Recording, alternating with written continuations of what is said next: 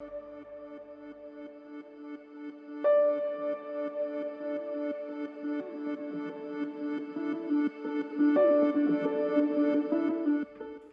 welcome to the final installment of our Monday devotional series covering obscure people of the Bible. Throughout the last several weeks, we've talked about characters like Uzzah or Obed-Waldo or Eutychus, some of these characters who aren't a prominent person, often found on just one or two pages of the entire Bible. But without their contributions, we would miss something because they played a kind of a subtly important role in what was taking place in that spot in the Bible.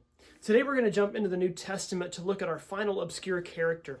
And it's a man who you can easily pass by, and it's a man that can kind of be confusing because he has a common name, at least in this culture. And we read about another person with his name a few chapters earlier. But Acts chapter 9 is where we find our character today. Now, Acts, if you're unfamiliar with it, tells the story of the church, the beginnings of the church, how it got going. And the first several chapters cover people like Peter and James and John, those original disciples as they're starting the church. But in Acts chapter 9, we bring in a new kind of main character, a man by the name of Saul, who's eventually going to be known as Paul and go on to be maybe the most influential person, most important person in the New Testament outside of Jesus himself.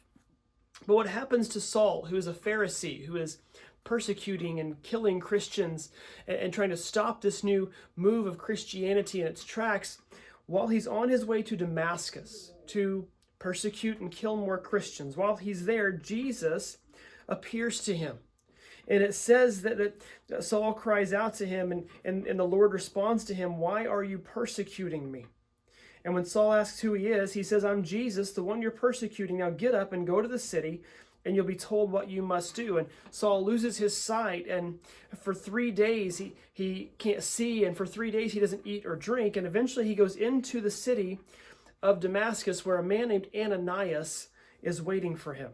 Now, the story about Ananias gets me because I can relate a little bit to what God's asking him here. In Acts chapter 9, verse 10, it says, "There was a believer in Damascus named Ananias, and the Lord spoke to him in a vision, calling, 'Ananias.' 'Yes, Lord,' he replied. The Lord said, 'Go over to Straight Street to the house of Judas. When you get there, ask for a man named from Tarsus named Saul. He's praying to me right now. I have shown him a vision of a man named Ananias coming in and laying hands on him so he can see again.'" And verse 13 is where the story kind of gets interesting. "But Lord," cried Ananias, "I've heard many people talk about the terrible things this man has done to the believers in Jerusalem. And he is authorized by the leading priests to arrest everyone who calls on your name." Verse 15, "But the Lord said, 'Go, for Saul is my chosen instrument to take my message to the Gentiles and to kings and as well to the people of Israel. And I will show him how much he must suffer for my name's sake.' So Ananias went and found Saul. He laid hands on him and said, 'Brother Saul, the Lord Jesus, who appeared to you on the road, has sent me so that you might regain your sight and be filled with the Holy Spirit.' Instantly, something like scales fell from Saul's eyes, and he regained his sight. Then he got up and he was baptized." And I think about this because how many times are we put into a similar spot as Ananias?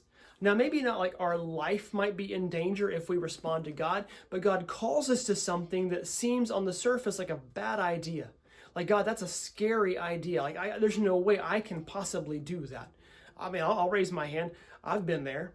Maybe God's calling you to do something that is so far out of your comfort zone that fear or uncertainty or inadequacy or something along those lines is your immediate response. I mean, the Bible is chock full of people who felt inadequate to the calling. I mean, my goodness, one of the heroes of the Old Testament is Moses. He was called to go lead God's people, and yet Moses was unable to speak very well. He had a stuttering issue and couldn't articulate what he needed to say.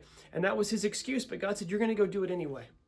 Here's a man named Ananias, and he's called to go be with this man named Saul. And he knows what Saul's all about. He knows that Saul is a man who's going to kill him or arrest him if he comes to him in the name of Jesus. And God says, "No, go do this anyway." Because he's not going to. You've got to trust me. Let me ask you a question. When's the last time God laid something in front of you. And the only way that you're going to be able to accomplish this is by trusting him. You know you're not going to be able to do it on your own strength or on your own ability. You've got to trust in him to get this done. That's a challenge for you. We've got a very challenging year coming up here at Crossroads. We've got a very challenging year. Right now, our world is so difficult. Our financial situation in our lives and in our world is crazy, with inflation rates going up and supply issues causing things to cost more, and the value of the dollar going down somewhat. Is God calling you to be more generous this year in the midst of all that? Or maybe you look ahead at what's coming, whether it's here at the church or it's in your own world, and there's just uncertainty in the future, but God's calling you to step out and serve in a certain area, and you don't know what that's going to look like. Is that something you can trust God in doing? Trust in God looks scary, and I'll be very honest. It's much easier for me to sit here and tell you to trust God than sometimes it is for me to step out in faith and trust him on my own. But I can look back at the last few years of my life, and I've known there's a couple of times where I needed to take a big step, but I was waiting for just the right time, right? Waiting for just that right sign from God to do so.